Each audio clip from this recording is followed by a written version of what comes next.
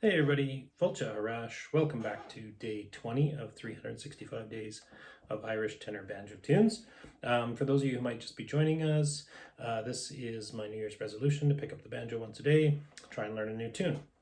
I am a beginner, so this is more for my own personal sort of motivation, accountability, putting these on YouTube than it is any sort of tutorial. But if you're also a beginner, you may find the tempo is a little easier to play along with than some of the things that are out there. Today we're going to be playing the Connaught Man's Rambles, number 58 in the big book of 365 Irish tunes. So this one is going to be interesting. So I picked it because it has a lot of high B's. So, and particularly jumping from the 2nd fret all the way up to the 7th. So I'm probably gonna have to look down. And maybe a tip for this. So, there's a couple ways you can learn tunes, obviously.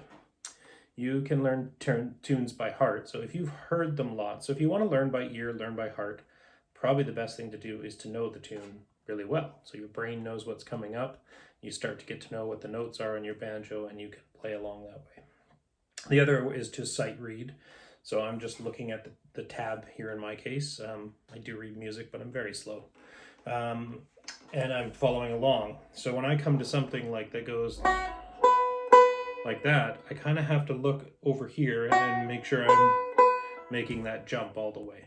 Some people also, I would recommend you try and develop the strength in your pinky, but you can do that too. Jump back on your ring finger. So what I do is I try and scan ahead or memorize ahead what that one is. So I know from here, then I'm jumping back down, and I know what the next note is after that, and by then I'm looked back to the page, caught back up where I am, and I can follow along. All the same, this is probably going to be a bit of a challenge for me with that many jumps in it.